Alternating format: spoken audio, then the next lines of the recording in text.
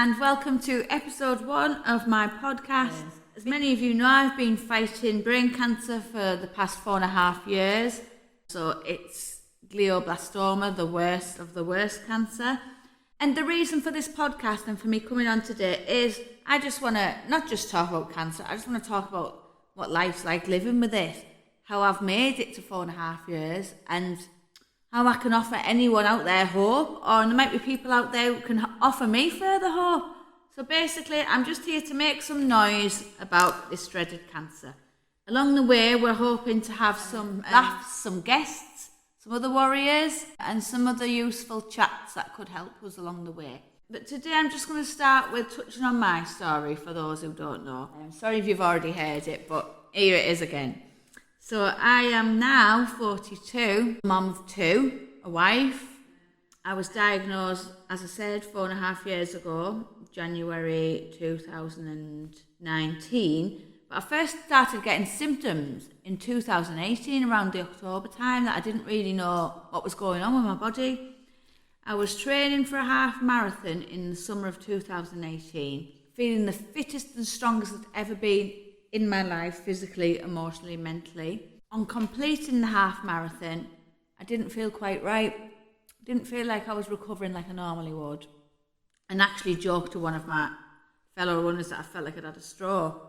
Little did I know I had brain cancer. Following on from this run, I just wasn't recovering right. I was having dizzy spells, but then the vision in my left eye just went really cloudy. When I say cloudy, imagine you're in the bath, your head's underwater and you open your eyes, and that kind of distortion, that's what it was like. And this happened at first, it was like a 10-minute thing. And then a week later, it maybe happened and it lasted for an hour. Until eventually, after a month, it went blurry one night. I went to bed, I woke up the next day and it was still blurry. And at that point, I thought I've lost my vision, but didn't know why. So I remember Graham was away with football and I drove myself with one eye to the hospital where I was told I had vertigo. I knew myself I didn't have vertigo. I thought this is not right. This then went on to continue this like intermittent blurry vision along with dizziness and like extreme tiredness. That's what the one that sent me to the doctors was, the extreme tiredness, because one day I was used to bouncing full of energy. I never walked anywhere, I ran up the stairs. And I mean, it's such a juxtaposition now to where my life now, honestly. But I just knew. And there was one day I dropped little enough at nursery and I'd come in and I'd cleaned up and sat on the couch and fell asleep and missed picking her up. And I had a phone call that woke me up and it was my sister, hysterical. You okay? Luckily, nursery, because her kids go to the same school, had rang my sister and she'd gone and picked little one up. And my sister was on her way over with her. But that's when my sister as well knew something was seriously wrong with me, because that's so far out of the realms of what I would do, because I'm such an over-anxious mother, as everyone knows who knows me. I'm a nervous wreck. And that's when I knew I had to go to the doctor. There was something really not right with me. And yeah, so from there onwards, I started having tests. After being told by one GP that he thought I had health anxiety. God, I wish I had health anxiety. Wow. So after a few tests, and this was all over Christmas 2018, I was having these tests and scans and waiting for results. And 2019, I'm diagnosed with the worst cancer possible, glioblastoma, however you want to pronounce it. So stage 4 brain cancer.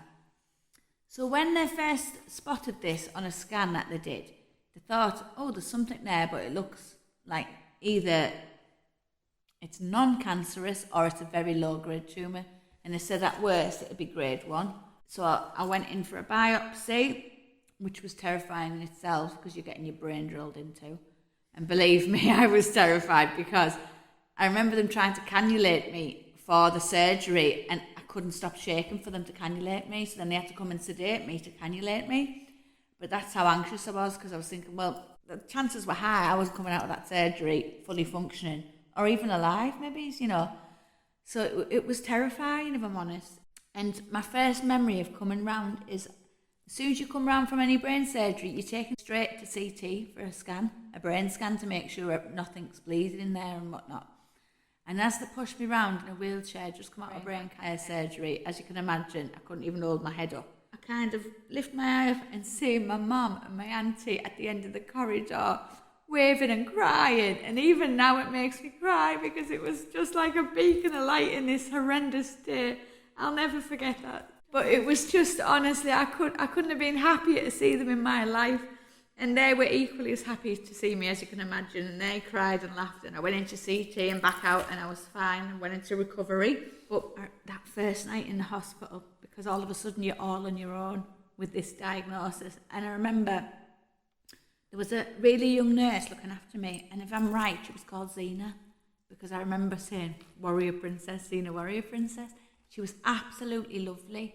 And at one point she'd said to me, are you aware of your prognosis? Because I think she must have thought she's far too upbeat, you know. And I said, yeah, unfortunately, I know. They've told me it was, the already came and told me, because we were expecting, you know, a grade 1, and they've come and said it was grade 4 glioblastoma, which is the worst. So what they've done at that point is taken a biopsy, and that gets sent off to see just how bad it is. And mine came back being, you know, as bad as it can be, the worst kind of cancer, grade 4. And then I had this H3K27M gene mutation, which makes it even harder to treat and kill. And then I also found out it was inoperable because of the location. So, you know, triple whammy, have that. But like I said, this nurse, Xena, was so lovely. I'll never forget her that first night. But I'd be lying if I said I wasn't terrified. I laid in bed that first night. All of a sudden, you're completely alone with a disease in your head, thinking, how the hell do I do this? Like, I knew I didn't want to die. I knew I wanted to live, but I didn't know how to fight. Even now, some days, I'm not sure when people say, you fight. I think, well, I don't know how. Because I'm not sure how you physically fight, because it's not like you're in a boxing ring. But yeah, so that was my diagnosis. And here we are, 4.5 years later. And I'm really not supposed to be here, you know, because believe me, there's been plenty of moments I've thought, well, this is it. I can't live beyond this. It's hard because as much as I, as you know, don't live by what medical professionals tell me, the statistics are there and they've been proven, do you know what I mean? So it is only 1% of people diagnosed with the cancer that I have make it to the 5-year period. And I'm currently at 4.5 years. So you can imagine being 6 months out of that 1% category. The anxiety, it's not lost on me, believe me. I feel extremely grateful to still be alive, never mind still be functioning, to still be able to eat, drink, swallow, breathe, walk, never mind, laugh, travel, you know, enjoy food with my family. They're all the greatest gifts I could ever ask for, they really are. Can I just bring my husband Graham in? Hello everyone. He's part of this whole story, so it's only fair, you know, we get his perspective as well. Behave on your squeaky stool, like, you can bugger off on that. So, me and Graham have been together, coming up 25 years this year. I feel old. I look old. Yeah. And we met, believe it or not. I was at Acklam College at the time doing my A-levels, and we had a college party at Millennium Nightclub in Stockton. And this guy, Graham, was there, didn't go to college. I didn't know anything about him, but I knew he didn't go to college. So she's human. So I thought, well, what's he doing in here? Because I made it my business to know why he was in here. No, what happened is I was at the bar and a friend of Graham's came to speak to me. And we got chatting, and then I looked over and spotted this big hunk. And there he was. And we just got chatting, and I think it started off, I was like, well, what are you doing here? You don't go to college. A college party, you thought there was going to be loads of young chicks there. I think Gemma went to school with my college friends lived on the same road as Graham.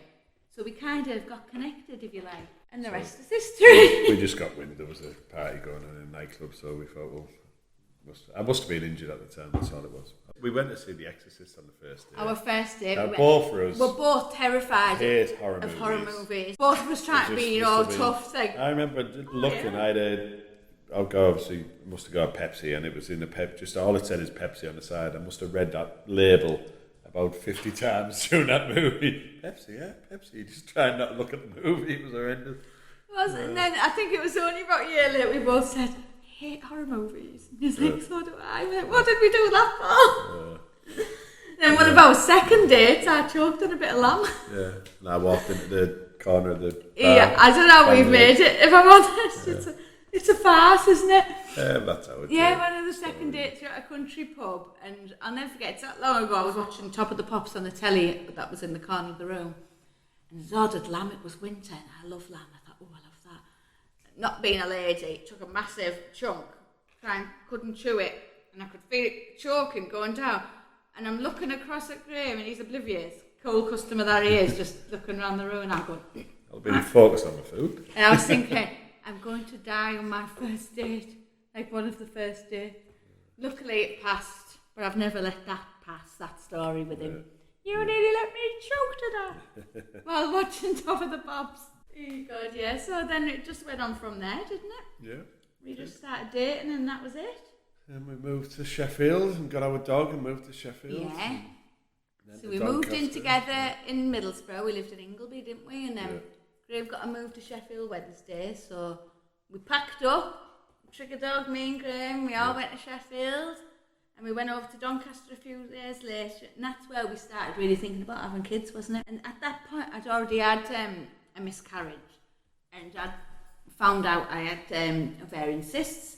And I'd been to a specialist in Sheffield. Do you remember the South African guy? Yeah. And he told me I'd never ever have children naturally. So at 24, was I, or 23? Oh, I was younger, I was 22. You were 24, so I was 22. No, 24 in Sheffield. Yes, so I was 22 and in Sheffield and told by this consultant you'll never have a baby naturally. So obviously at 22 you believe that. But I never even went home and told my mum because I was living away or anything, so I just dealt with it, you know, like you do. And then my periods were a bit all over the shop because of this polycystic ovary syndrome. So there was a point I didn't have a period for 7 months, but never suspected for a second I would be pregnant because I'd been told you could never be pregnant. So I never even thought to do a test or anything. And then one night I just started hemorrhaging, didn't I? And looking back now, how we didn't get me to hospital, I don't know. Because now I've actually given birth, I realised I was in full labour, and I was. I went into labour on my own, well, just me and Graham, in a bathroom on our own in Sheffield. No family anywhere to ring or anything for help, was there? It was terrifying, really. And so I was really ill that night. And then the next day we went to the doctor, didn't we? Yeah, we did it. And done a pregnancy test, and it was coming up that I was pregnant, so we knew I'd lost a baby. So that was just absolutely, to be honest, that was like world ending to me, because to be told you couldn't, and then to be pregnant, not know it, and then to lose it, I was just thinking, what have I done? Like, have I done things that I shouldn't have? Like, have I had a glass of wine? Have I had too much sun? You know, things like that, just silly things. But it wasn't. Ultimately, it was one of them things. And it was just part of our journey, which continued, basically. We had, you know, I think in total I've had 7 miscarriages. A few of them quite early ones, but 2 of them second trimester, which has been just so traumatic. But when we moved to Doncaster, once we got married, wasn't it? We got married in Vegas. Woo! Yes.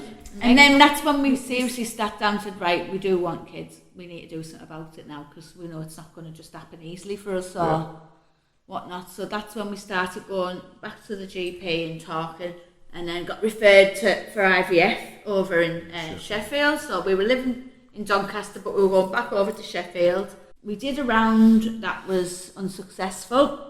And I say that as if it just happened, but it wasn't. Anyone who's been through IVF knows the highs and the lows that went through. And I was away from home at the time, and Graham was away a lot with football. So a lot of that period I was on my own, and even looking back now, I think, I don't know how I did it. It was really, really tough. Injecting myself every night, and then dealing with the emotions and the trauma. So much trauma, honestly. So we did a second round. We were successful. Yeah. Got pregnant. They put the embryo back, and I remember the day they put the embryo back because Graham was away with football, and my friend Kerry, Kerry Hampshire, had to come with me for the embryo transfer. And you know, they have the video of the embryo up on the screen, and the consultant was showing me it, and he said, this is a textbook embryo. You couldn't get a more perfect embryo I'm putting in here. And I remember me and Kerry doing a little happy, excited squeal, thinking, yay! And thinking, it's the perfect one, get in! And so then 6 weeks later, I'm pregnant. There's a heartbeat, and oh, you've never known happiness, have you, like it? The joy we felt was phenomenal. But unfortunately, it didn't last very long. Going for the 12-week scan, wasn't it? Yeah, the 12-week scan where they do they test the fluid. They said there was far too much fluid at the back of the baby's neck and that we needed some further testing. So usually you have an amniocentesis, but I had remember what it's called. Oh, it's called. Well, basically, it's where they take a piece of your placenta, so that they insert a needle in your stomach and it goes through, and it takes a little sample of your placenta to test. But they already told me that there was only 10% chance that the baby was going to survive this because she was so poorly already. So after the test, what they'd seen is that there was something really wrong with the baby's heart. We later found out that she had a genetic condition, and we were getting referred to Leeds. First, they said if she makes it to birth, she'll need immediately heart surgery in Leeds. So that was that. So we just went home really to wait for the next appointment. But we were laid there one night. They were sort of like saying to us, look, we have to decide what we want Oh to yeah, do. they were saying to me, do you want to keep the baby or not? Because they were saying that and we couldn't. We said we're not making that decision. basically, yeah, they weren't telling us we should abort the pregnancy, but they were basically telling us that was the kindest thing to do, really, weren't they? But given what we'd been through, there was no way we could make that decision. And I remember our friends coming round, Hammy and Kerry, who had a stillbirth themselves, and chatting with them because I felt like they were the only person in the world who could understand. Even though what we went through was nothing compared to what they went through, I felt like they were the only people who could understand our pain, if you like. And we chatted with them, and they give me some peace. They did. They always have, and they always will do. But we knew we couldn't make that decision. There was no chance. I was not doing that. Not after what we'd been through. And I'm not going to lie, I went to bed and I looked up at the sky and I said, you decide. You up there, whoever's out there, you decide. Not me, not Graham. We shouldn't have to make that decision. And it was so weird. Soon after my mum and sister arrived, they came from Middlesbrough to stay with us. And then the juxtaposition of that was my sister was just give birth, hadn't she, to Maggie? Yeah. She'd brought little baby Maggie. Which I said was fine because it was, and I needed to be around people and my own people, do you know what I mean? Because I was on my own really, just me and Graham. And we needed that support, didn't we? And we were just all sat around talking one night and I went and laid in bed on my own. I just needed, 10 minutes to myself. And I can't describe it. Well, I can. I sound loopy or people might think I've lost the plot, but this is the truth. I went to bed and I laid on the bed with my hands on my tummy, talking to... We called her Saoirse because it means freedom in Celtic. And I was talking to her and I said to her, I know you're very poorly and if you need to go, you can go, it's okay. And honestly, right, and I know I'm such an emotional mess, but I saw all my family had passed on a hill and I saw me letting go of her hand. And she was like a toddler and she ran up the hill to them and they grabbed her and picked her up. My granddad picked her up and I saw it. And I cried in bed on my own because I knew she'd gone, I'd lost her. And then I come down, I don't think I told you straight away because my mum and my sister and the kids were there and I thought, and I think it was later on I told you, didn't I? We had the appointment and the next day. The next day I had an appointment at the hospital just to check, following on from the scan. Yeah. And we went to the appointment and I spoke to them and they weren't going to scan me that day for some reason. And I cried and I said, please scan me because I know I've lost her. And they were saying, no, you can't. I said, I know I have. I'm telling you, I knew I had. And they did. And then they found no heartbeat. That was just the single most devastating. There was me, Graham, and my sister Jane was there because she'd come with us. And we collapsed, didn't we? We're honest. We just collapsed in a heap on the floor and we couldn't get up crying.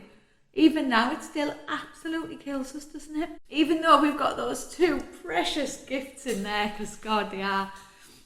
Yeah, so that was our little baby Saoirse. Following on from that, I had to go into hospital to obviously have the medical situation. And then, football-wise, Graham's contract was at an end, but then he got offered a coaching role, didn't you, at the same club, if you remember? County, yeah. And it would have been a great job for him. Looking back, but we couldn't. We knew then. I knew I had to come home, be with my family because I haven't really spoke about this before, but I was suicidal. I remember Graham went on pre-season just following that to London, And we were planning to move back to Middlesbrough, so I was packing the house up in Doncaster on my own with the dog. And I just remember one day just going and sitting in the middle of the garden in the chair and crying, thinking, I can't believe this is my life and what's happened. And you know, and you don't know how you're going to get through that pain, because the pain was so heavy. And then my sister rang me and said, come and stay with us for the week, don't be staying there on your own. So I did. I got the dog, I got in the car and I went up to my sister's, and she had 2 babies and a house full of activity, and it did distract me, it did. But I just remember in that week having the moments where I went and sat, my bedroom was on the 3rd floor in the loft. I'd take the dog up with me and sit, and I remember just laying there, the dog, thinking, I don't know how I'm going to go on. I thought, if I don't get pregnant straight away, I know it sounds a bit nuts now, I thought, I don't think I can go on. I think I'm going to have to end my life. I know that sounds horrendous, I can't believe I'm saying that. That's how I felt. And at that time, I was on a lot of, sites for people with pregnancy losses and things like that. And I'd come across this story of a lady who'd lost her baby. Not the same situation as me, but lost her baby and then gone for a postnatal exam at 6 weeks and was already pregnant with a next baby. I remember reading that story and thinking, that'll have to be me, otherwise there's no going forward for me, there's no life. And I went for my postnatal, right, and she said, any chance you could be pregnant? I said, 3, yeah. Even though I thought, no, I just said yes, and she didn't examine me. But that was a good job, because I was in fact pregnant, but I didn't find out for another couple of weeks. On my birthday, I found out I was pregnant naturally with little Grayson. I spent about 200 quid on pregnancy tests. I remember coming in, Jem, it was I'd signed for Darlington, just so we could come back home at the time. So I'd signed. So then we had a house in Ingleby to go into. That fell through last minute. So then we ended up moving in with your mum, didn't we? And that was the baby house money, because that's where Jane fell pregnant. It's like we all conceive babies at our mum's house. That's really bad. So then we just moved in. We just found our own house. Your birthday, Jem shouted me. She was on her knees. I woke up in the morning and I've had a dream I'm pregnant. Yeah, so you've done a test in the upstairs, so and she's on her knees. Didn't tell me, and I still remember this day. It's still one of the best memories ever.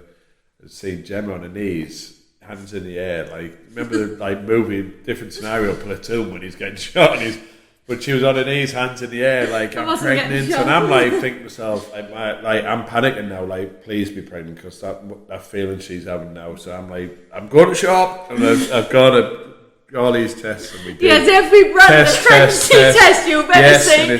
I said, Graham, I haven't got enough weight to do that many tests. So we're gone through with pregnant, and then but then the anxiety comes of what's just happening. So anyway, and it was our Grayson, so it was we got through it, and then when we realised what had happened so we found out all the problems in the end was down to Gemma's thyroid. So basically, I had an undiagnosed underactive thyroid, and as soon as I was put on thyroxine, I was fertile filly. So what had happened is Saoirse, her thyroid being in Gemma's system, supported Grayson for the first 3 months.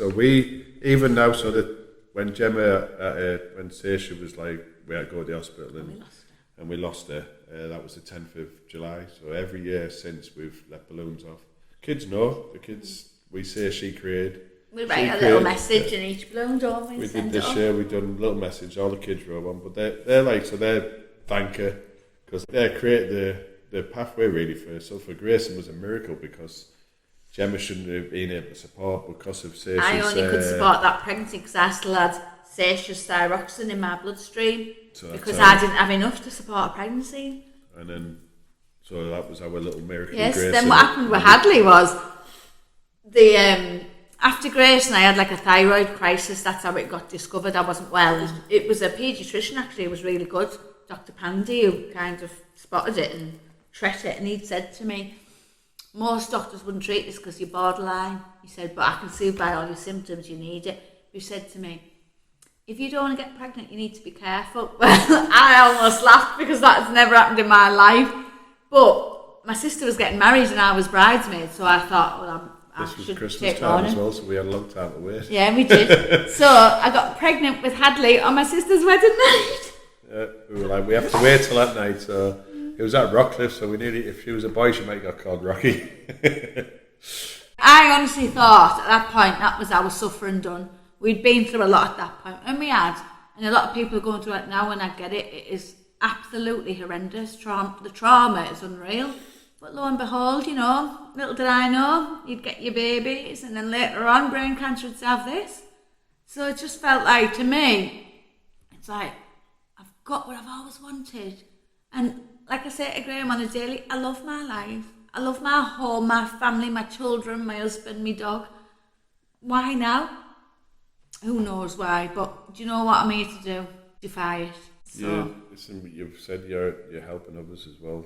Why so your journey, what we're going through, if we can help others, then that's part of it. Yeah, then you can understand why it's happened, if you know what I mean. If you know that going through this makes you able to help someone else not suffer as bad. The amount of people you help, and I've been helping, who actually still here. Yeah. Like being in a good bit better place than what they were before they contacted you is like massive. So it's. But hopefully, doing this podcast, we can reach more people, and more people can see there's other options out there. So I'm not saying everyone do what I'm doing and you'll be fine. What I'm saying is, look, do your research. You know, see there's long-term survivors out there for all cancers. The answers are out there, but unfortunately, the way the world is, Big Pharma are not going to support plant medicine because there's no big profit to be made. So we need to do the work ourselves. And for me, I wasn't well enough in the beginning. Now I can talk about this because I'm stronger. But in the beginning, I couldn't even open the lid on my computer and switch it on. It was Graham, my sister and my mum, who were all doing all that work. But you need that. You definitely need to do your own research and your own work. Because I'm aware that I am doing fairly well at this point, 4.5 years in. I'm currently at the minute fielding messages daily from people across the globe asking, what's your protocol? What are you doing? What's working for you? And I'm sharing that quite happily over social media, over text, or over email. But the more I've spoke to people, family and friends, we looked at podcasts and thought, well, it's a way they can reach so many people so easily. So I felt like, you know, I'd be doing a disservice to everyone else if I'm doing this well and I'm not sharing what I'm doing. So here I am to share. So after doing 30 rounds of chemotherapy and radiotherapy to the brain, which is the maximum amount of radiotherapy I can have in a lifetime, the disease had progressed. So you get a follow-up scan after that. And obviously you're hoping and praying with every ounce of your being that there's been some difference, positive. And then to be told, you know, it's progressed despite putting yourself through that and feeling that ill for 6 weeks. It was deflating. Saying it was deflating is the biggest understatement of the century, but it was, yeah, it did completely knock the wind out of our sails. It did, but we had a plan. We did, we already had a plan. We'd researched, so we'd found out about the young, but the plan was to try and get to America. We'd already found this drug in America called ONC201 that we refer to as ONC. And all we could see is that it was on trial in America and it was for children, not adults. So we were thinking, well, we don't know how we could access that, and it won't be free for adults, it's only free for children. And then at that, I'll let you tell me about that. A friend of mine who I worked with, he had family who worked in the medical industry in Florida, I think, and they'd offered us a free accommodation if we to get out there and put us up if we could, but unfortunately we couldn't get on the trial drug in America due to obviously not living in America, I think it was, and so we were sort of like we were sort of like stuck, and the next set of treatment was a different type of chemotherapy, which was, I forget the name, PVC or something. PCV. Yeah. So each letter stands for a separate chemo, so it's a 3-pronged chemo. And we've since found out it's rarely used. And I understand why, because it was so damaging. That chemotherapy nearly killed me. And one dose of that. It was IV, so first time we'd done all the chemo ourselves at home, hadn't we, through a tablet form. Then also we had to go into this room, and it was weird because out the way we are, our mentality, we walked in the room and we called it the Pooley room straight away. You walked in, but we were more looking at the other families and feeling sorry for the other families, like looking at them, thinking, oh, look at them poor people, or look at them. But then we looked at each other and thought, that's us. like, we're in this room, we're still in here. That's where we've always been, is looking, not believing what we're going through. And But like, I found that day devastating. Oh, it was hard, yeah. That I was think probably it was, the most devastating day for me. Yeah. You were sat in a row of armchairs of people hooked up to IVs, everyone dying. And then the worst thing about it is you were facing your family, having a cup of tea or a coffee, but looking at you. Yeah, well, It was just horrific. It was like something they shouldn't have to see, or we shouldn't have to see them looking at us like that.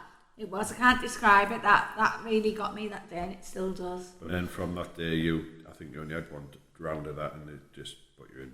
You were violently sick and hospitalised. It caused nerve damage in my small bowel, so like it caused a blockage basically. But we didn't know it. That's what it was. I was just being sick continuously, and it was just what it took is luckily I took bad, and then I had my routine appointment with my oncologist, and I went after telling them how bad you are. But you know what it's like, you tell people, and go, all right, because she saw me that day and I was sick in the office. For your scan results, wasn't it? They had to then, admit me to hospital. But if I'm honest, when I was admitted that time, I didn't think I was getting out. I thought that was it, because I was being continuously sick and they were trying to insert a feeding tube into my stomach at the same time. It was just the most traumatic experience of my life. When I look back now, I laugh at it because it was hideous, but at the time, I can't describe how traumatic it was. But you live to fight another day, and that's become my my little tagline, Queen of the Comeback, because I can be 1 second, I'm literally on my knees and I can't move, and then half an hour later I'll be like, right, who wants a cup of tea? But that's always been my mindset, and I do think it's a big reason, like part of the reason why I'm here today. So yeah, we stopped chemo soon after that because when Gemma got diagnosed, or not diagnosed, before diagnosed, when she was poorly, and we found out she had a brain tumour.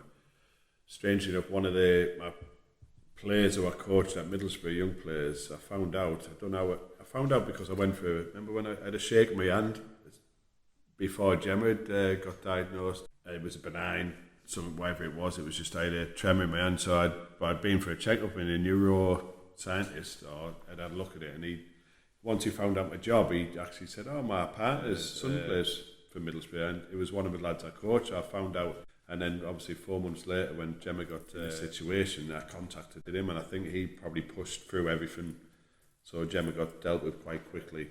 We started getting a little glimpse of results earlier than we should have done, and he was a massive help, but he actually put us on. So when we got the recurrence, we'd spoke to him, and he told us about a doctor in London to make sure we try and get a second opinion of a doctor in London, Dr. Rees. And so through his advice, we'd contacted Dr. Rees, and while Gemma was in hospital for the week, what you've just been speaking about, we had an appointment on the Monday, or was it the Sunday? Sunday or Monday, it doesn't matter, whatever day it was, Monday. But Gemma was in hospital. I think we got Gemma out on the Sunday. Literally, you said, I'm getting out and going to this appointment, didn't you? She got us out, and we had the appointment the next day. We got the train straight down, stayed in the hotel, and we literally stayed 2 minutes from the doctor's consultant room, and that's when I would probably, everything sort of changing a little bit for us after meeting. We got a glimmer of hope. We got a glimmer of hope. We went down to London. We met Dr. Rees, and he was the first person who actually thought like we did. The NHS were all about just get back on the chemo. I'm like, well, that's killing me. What would you do next? Put you back on the chemo? So you're like, well, said that was the last option, so we'd run out of options. So we go down to London. We meet this guy. Straight away, I like him. Just like his whole energy, his vibe, his face, his smile, welcoming. And he looks at everything on my paperwork and he says, you need to get off that chemo. And his words are, that nasty drug as soon as possible and get living. And that was his advice, and that's all I needed to hear. And because that's what I wanted to do. But, I needed a bit more reassurance of someone else, because no one else was saying to me, do that. Everyone was terrified. The doctors, my mum, Graham, everyone, because we're all conditioned to think chemo, radio, and then you'll be better. It doesn't happen, not with brain cancer. So while you were in hospital that week, I had a meeting with your oncologist in the NHS about what we were going to do, and this was before we went to London, and we said we're pulling you off the chemo. It was killing her. And we'd sourced, so the ONC drug we told you about, we'd actually found out that someone was supplying it in Germany. So we got all the details and all the paperwork, and I passed that on to Gemma's oncologist, give her all the information. We've also told her about, I don't know if you've mentioned the cannabis oil, but she knew from day one Gemma took cannabis oil from being diagnosed and has been on that ever since. So we've got our own ideas what we wanted to do, and then when we went to see Dr. Rees, we mentioned the trial drug. Now, our Gemma's oncologist, when we mentioned the trial drug, NHS oncologist wasn't positive about it. She just never heard of it, didn't have a clue about it. Questioned and sort of sniggered when we said we were going to try it. Told there was no side effects, nothing about it, but they sort of dismissed it and offered a different chemotherapy again, which had no success or whatever it was. So for us, it was just refreshing when we went to London at Dr. Rees. As soon as we mentioned the ONC 201, he actually didn't just know about it, he was excited about it, wasn't he? He said, if this comes to England, let me know as soon as possible because I want to be part of this. And he said, get on it as quickly as possible. And that's all I needed, someone. And you know, this guy had met me once and I could tell that he cared. And I know, obviously, they're getting paid. And people will say, well, that's what the difference is. But no, honestly. There was 3 things he did. He knew straight away about the trial drug. Mm-hmm. He told us to get off the chemo, which we'd already sort of in our heads, we're just about to do it. So he just give us that little clarification. Yes, we're going to do this. Yes, we're going to follow up the drug, which we'd sourced in Germany. And then he looked at Gemma's scan results, and all of a sudden he went, I'm not too sure what they're saying is the reoccurrence is not an a side effect of the radiotherapy and chemotherapy. He said, but we won't know till the next scan in another 3 months. And so we came away, it was just we actually smiled for the first time in a year. We were smiling and crying. I think it was just a sigh of relief. We just had a bit of positivity where we went, I remember we went into straight from there to the train station. We sat in the restaurant. I still remember my meal I ordered. I like the food, that's why. Never forget a meal, you. I'd have that again straight away, it was lovely. But we rang everyone and we were buzzing. It was a smile, and we just looked at each other and said, this is it. This is our turn of from what we've gone through to where we were there that day. It was such a it was positive night feel. and day, wasn't it? Now, probably no one in that situation should have felt how we felt, but we just believed that much, that this is it. This is the turn of what we needed. And in reflection, it has been. It was, yeah. I mean, I hate to be I'm very cautious because I hate to jinx myself, bit superstitious, but since, using the ONC 201 alongside my cannabis oil, alongside my supplements and my other bits and bobs, I've been stable, and that is a miracle in itself with this type of cancer. It'll never be lost on me, how well I'm doing, and I'm so grateful for that. But the thing we haven't mentioned about the ONC 201 is, as I'm not part of a trial, we have to fund this drug ourselves, and it comes at quite a hefty price tag. When we add up the ONC 201, the supplements, the private healthcare, the cannabis oil, it's probably closer to £6,000 a month the costs to keep me alive, which it appalls me daily that it costs that much for me to actually be alive. But also, it makes me feel guilty and a burden as well, do you know what I mean? But at the same time, I'm so grateful because without the support I've got, which is phenomenal, I wouldn't be here. So for all you guys fundraising for me, thank you from the bottom of my heart. Thank you. I always remember the first fundraiser. I think Lee Matthews and was it Ben put it on at the Dickens Inn, and they'd done a do for us. And I thought it was in my head, I was why? I appreciate the support. It was a lovely do, and everyone came and they raised money and all that. And then we had I think they raised say £15,000 at the time, and it was putting aside the account. And we were just saying, I just kept him so. What's that for? What do we need it for? And then all of a sudden, bam, we had some money straight away. We ordered it 3 months worth of drug. I think we can't really talk about that without giving my friend Beth props. Oh yeah. Because when I first got diagnosed, my friend Beth, who lives all the way down in Portsmouth, she rang and said, I'm creating a Just Giving page for you, Jem, to get some funds. And I remember the day, because Graham was here and my mum, my auntie, and talking to them about it, and they all being really like, well, why do you need that? No, I can't ask people for money. What for? And feeling really kind of like, oh, I don't know about that kind of thing, because it's like begging. You know what I mean? And I kept saying, but you don't realise, because I already knew a lot about cancer, working as a health coach, you know what I mean? So I'd already said to them, well, what you need to understand is if the standard treatment doesn't work, which I already knew it wasn't going to, we need to have the money there to go, not be then say, right, we need to crowdfund and wait another 6 months, because then I would have probably been dead. So I think we can't really tell that story without giving Beth props, because without Beth that day, and even when I was opposed to it, Beth was saying, well, I think this is something you're going to need along the line. And Beth, you were so right, sweetheart. Thank you, my darling. And then there's been everyone setting up Yeah. all sorts of dancing. Yeah, Meg, clothing my goddaughter, lines. who's helping with this podcast, has helped so much with our Warrior Wear brand and all that. All sorts of things, you name it. We've had everything, haven't we? From coffee mornings to walks. I mean, one of my favourites is our Christmas Eve run that every year we do Stewart's Park, and that's become like kind of a tradition now, hasn't it? And I think that's lovely. Like, people are starting to look forward to it for this Christmas, you know what I mean? I think that's lovely. So we've done lots and lots of fundraising.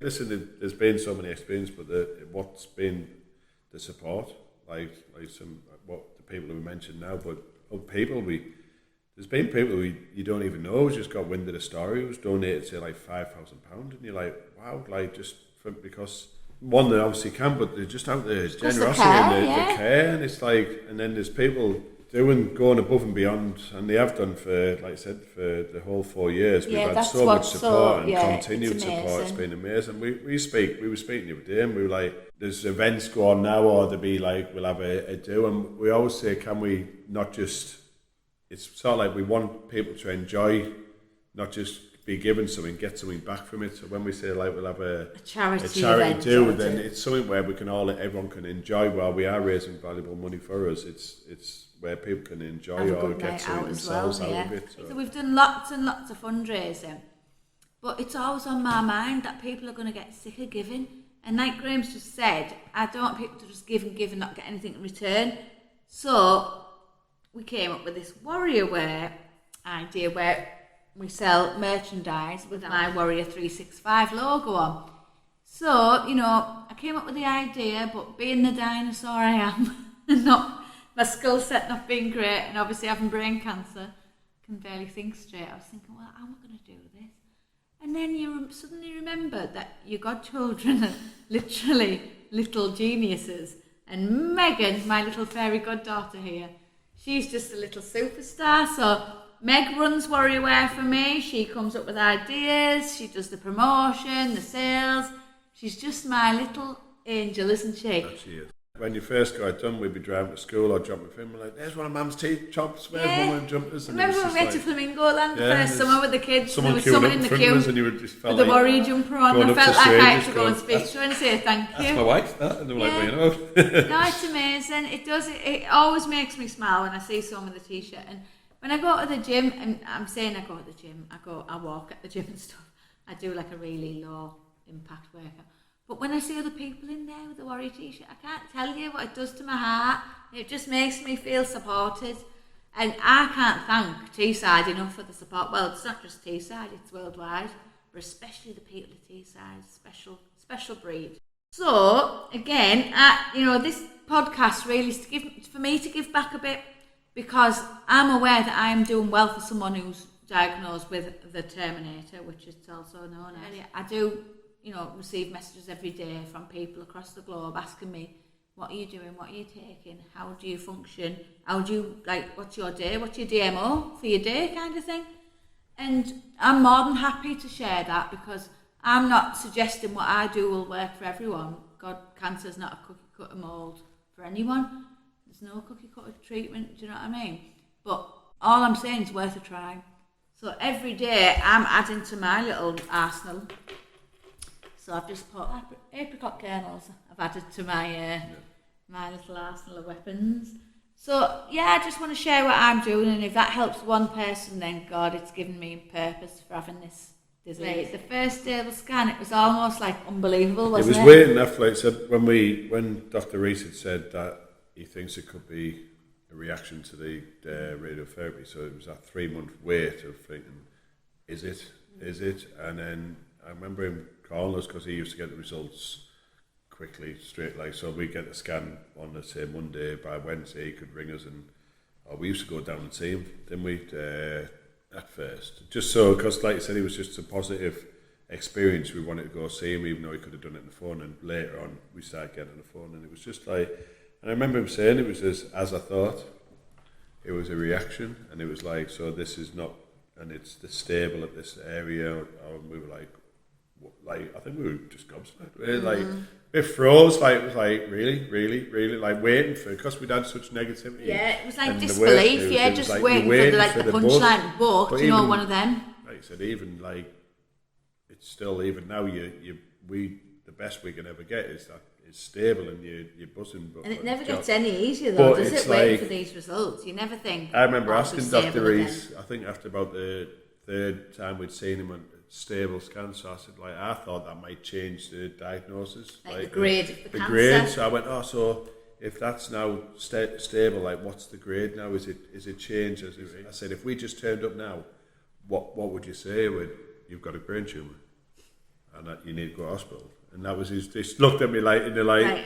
He said, "Nothing's changed. Like, it's there, but it'll it's never stable. Be, like, so basically, the grade you can will never not be rid change. of It's grade still 4 cancer. It's a stage 4, grade 4 thing." So it was like, so you were like, "Oh, right," but it was just because you'd had a bit of positive news. Yeah, you were like, a bit of "Coming in, anticlimax." what is it changed now?" Yeah, because we were that naive, which, you know, everyone would be in the beginning, because you're not supposed to know about cancer, are you? Yeah. We thought you could reverse it, so I thought you could go downgrade from grade 4, terminal, to less terminal or a lower grade, but apparently that's not possible. But in my head, I continue to believe that no one actually knows what the human mind is capable of. You know, there's that percentage of your brain that's not used. Well, I'm tapping into mine now to heal myself. No, honestly, I do believe that it popped up out of nowhere. I was the fittest, healthiest person I've ever been in my life. For me, you can just do one again on its own. And that's where I'm hoping for. I think it's hard, isn't it? Because we've said, like, your mindset it's massive, and it is. But the first 6 months you were that poorly, you were in bed, it was like, so like, but it's why was it within you as a person, you were that fit and strong going into this without realising that it's obviously put you in good stead, but to come out of it and then have the mindset to be like, no, and so from 6 months on, you've had this mindset, so no, it's not happening, sort of thing, or disbelief, whatever we've gone through. That's been easier as I've gotten stronger though, but in the first 6 months, when I was as weak as a kitten, there wasn't a day that went by that I didn't think I'd probably die today. There wasn't a day that I didn't believe that. Yeah. And now, them thoughts still into my head, believe me, they do, on a daily basis, but I'm better at chasing them out and thinking, no, I'm going nowhere. I'm not going to sit here and say, oh yeah, I just fight off these thoughts. There's days when I can't get out from under the quilt, you know what I mean, where I think I cannot face the world today. And there is days where I think, well, why me? Why has it happened to me? I'm a good person and I've got 2 kids and a husband and a nice life. But ultimately, it's a lottery, isn't it? You know, one I didn't want to win, but I've won it. And I always revert back to this quote, but it's the truth. You've given the cards you dealt. All I can do now is play them the best I can. You know, I can't change this as much as I'd like to. No, all I'm trying to do now is live the best life I can with this. Yeah. I don't know how many times a week you'll say to me, I love our life. Like, when you're not thinking about things, you do, and it's like, and you're like, and then as you go on, God, like, to love our life, even though we're going through this, I'm going to swear, right, this much shit. Yeah. Right, but go on, but to still be able to love your life going through it, it's a massive thing to be able to say that, because you're right. You could have a pity party and just say, life's give me this or shit, and that's it, and I don't come out with it. You say, like, someone at night, you'll say to me, I'm struggling, you know, in my head, I'm struggling, and like, we all know what it is, but you actually get up and go, and I said, and you say, well, it's the only way, innit? Well, no, because other people might not.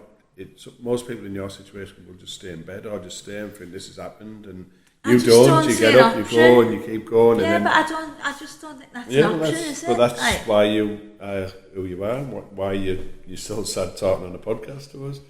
I don't know. No, about it is. that. That's, I just think it's massive. for me, like, it's sink or swim, and I'm not sinking, not today anyway. Oh, without a doubt, there's good and bad, and I've just come out of a spell of being really poorly from when I was on holiday in Turkey, and I picked up a bug, and I was violently sick. And honestly, I didn't think I was getting home from there. I was so well, you've poorly. been for the last, strangely enough, for the last 4 years or whatever, 4 years since the chemo, since that day we talked about the Pooley room and that PCV, your stomach's been that damaged. Like, the worst thing Jem has to manage with now is the stomach, as much as anything. As strange as that is, having a brain tumour. Yeah, the people stomach has say, been the biggest oh, issue. your headaches. I don't get headaches. Jem was for, so even when we went to see, for probably, I'd say 6 months, I'd say she was violently sick 10 times a day, at least. And then and then we got on top of it. Every day. Then we got on top of it with they had a metoclopramide drive put in, and then the drugs, like the metoclopramide helps your bowels, and that sort of helped that But you can't have a syringe driver in front. no, but then you start going to tablets. It helped for a little bit, and then it's like I said, it's at the moment it just seems to be flaring up again. Like it's just you're on a little bit like so. Like if Jem goes for a meal anyway, we're just she's nervous, like anxieties. Well, when we were in Turkey, What I was could sick happen, in the yeah, hotel, in the restaurant, yeah. wasn't I? You know, like it's so instant. One minute I'm on the fine, plane. and the next minute I think, oh my god, I feel really unwell. But it's not just like I feel I'm violently sick. Yeah. I know where Yeah, like we've I'm been on- passing out, like Went for a shaking. meal and then taxi on the way home. You've sat there talking and all of a sudden, bam, just all over the taxi, and it's like. On the train on the way home from Yeah, London. sure. Yeah, so it's like There's not many places yeah. I've been sick at this yeah, point, but honestly. And that's, there's, as much as, like I said, we're doing brilliant, and you still are, but Well, you were doing brilliant, because can I just add to that? Graham's actually got a phobia of sick. Not anymore.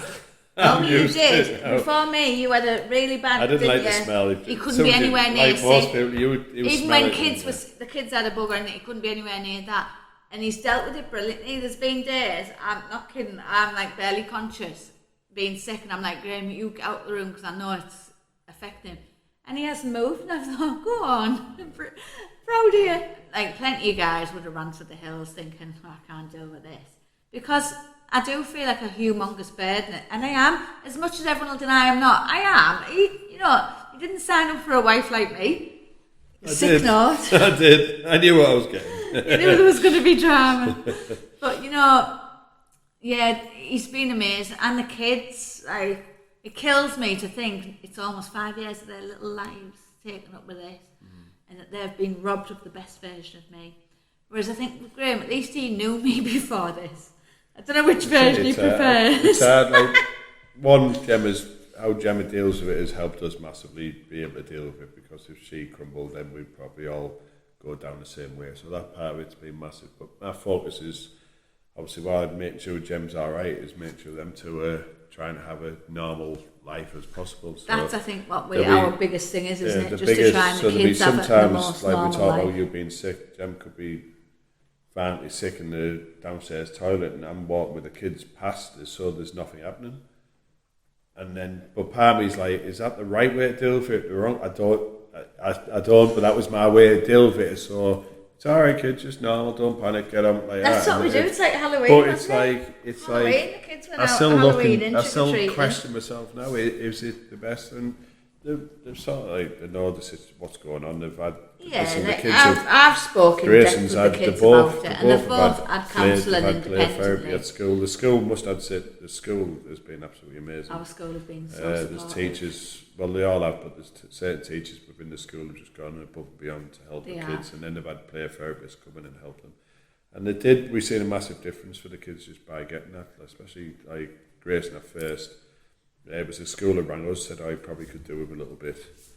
And it did, and it changes like little mentality a little bit. I think it was harder on yeah. Grayson because he was that bit older, and me and Grayson have always been best mates, haven't we? It was, really I think, close. it's just, it was. Remember but that then- first year? I used to get in Yeah. bed with me every night know, yeah. and just Google funny pictures to make me smile. Yeah. So one of the things we used to Google, which made us laugh for weeks on end, was like ugliest looking animals in the world. And believe me, if you need a laugh, just Google a Mediterranean beef squid, it's still one of our favourites. But it's hard because then you had Hadley went to every meeting you had before. Did, so yeah. they've both gone through a hell of a. But what's thing, hard but for they're in me good as a place. mother, the hardest thing is that this has happened to my children in their lives, not to me, to my children. But I think the hardest thing for me is that they've been robbed of the version of me that they should have had, and it doesn't matter what anyone says, it's the truth. You know, yeah, I'm still I'd like to think I'm a good mother, but I'm still, you know, everything I need to be. But I haven't got the energy I had before, or the strength, or the, you know, other things. So I don't know. I'm still here, and that's the main thing. That's the main thing. When we're all doing something together, even if it's going for a walk or doing something. Even if the kids Just come in feels for a normal, dog walk doesn't me it? and Jem comes to dog walk me, that's like, it's my best dog walk, if you know what I mean. Yeah, So, you're happy, aren't you? yeah, it is. Small things. Like, music is it's therapeutic to me. It is. Like, anyone who knows me knows I sing day and night, but I've got to the point where, like, I'm out on my own Tesco and I'm singing and people are looking like she's lost it. I might have, but you know what? It helps me. If I'm singing, it's all energy, isn't it? I'm all into energy here, and music's energy. So if I'm singing, I'm not thinking horrible dark thoughts. I'm not thinking about cancer, death, medication. So for me, that's one of the things that helps me. One of the first songs is Fight Song, and it was Grace who introduced it to me. Because when I had to obviously tell the kids about my cancer and have them conversations. And a couple of weeks after that, he came with his iPad and he said, "Look at this, Mum." And it was a little girl, and I think it was on X Factor in America, singing Fight Song, and it was a little girl who'd come through cancer and survived. And it's never left me that. Used to listen to it before every round of before chemo. every radio, chemo, I said, "This Put it on is in the my morning. fight song, taking back my life song." So I love that. I feel like that's my anthem. It was definitely my chemo anthem, wasn't it? And then I love anything by Paul Weller. That's always like soothes my soul, if you like. But then also on the other end of the spectrum, I love a bit of reggae. I love a bit of UB40, especially if I need to like clean the kitchen or something. And I find it hard to get motivated these days because my energy's so low. I think I'll put a bit of UB40 on, and then all of a sudden, you know, sweeping the floors a little bit more fun, man. Do you know what I mean? No. So yeah, I think music and then writing. I've got into my writing, as you can tell. Anyone who follows me is probably sick of me. I just find it therapeutic to like put things down in words. As much as I'm an oversharer, I don't probably talk about my deep dark thoughts, do I? Just probably talk about everything else. So I think in the writing, that's where I can do that kind of stuff. So that works for me, if you know what I mean. Also, another thing for me is nature. I love being out in nature. If I can get out for a walk in the hills or at the beach even, anywhere out in nature, and if there's dogs there, even better. Dogs always make me happy. Tell you what's made me smile this week. Now, this is not me feeling sorry for myself or looking for sympathy or anything, but it's a meme, and I've sent it to a few of my friends. It's a meme, and it's a giant frog sat on the edge of a swimming pool. Have you seen it? And it says, "Women's bodies over 50 or something." Even though I'm not over 50, I'm 42, but you get what I'm saying. And I sent it to all my mates, and I said, "This is me at the side of the pool." And honestly, it was, but that made me laugh this week. I love a funny meme. I love a bit of TikTok. I'm always sharing stuff on TikTok with my mates, and even on my social media. I think for me, laughter is a massive remedy. Most nights when we go to bed, it's like Jem will like put something daft on for half an hour. So I think Grayson had come down late. It was about 11 o'clock at night, doing a night and a half for Al, and Old School was on. So Frank the Tank made me laugh. Yeah, we're going streaking. And so we always try and put something just to clear your mind, go to bed with a daft. Last half an hour before bed, I always say to you, put something light-hearted on, Baz. Something funny. And my usual go-to is Bridesmaids. When they've got diarrhea in the wedding shop, that's my favourite. And she runs out and, "I'm shitting in the street." Oh, when she's on the plane, she goes, "Stove," to Steve. So yeah, Bridesmaids has seen me through many a dark night, it's our go-to, isn't it? So, thanks for listening to episode 1, guys. We'll be back soon with episode 2 with a bit more chat. And like I said, it won't all be doom and gloom. We'll talk about what's happened in our week, and usually if it's my week, there's some calamity gone on. So hopefully it'll be entertaining, but we'll see you again soon. Thanks for listening. Cheers all.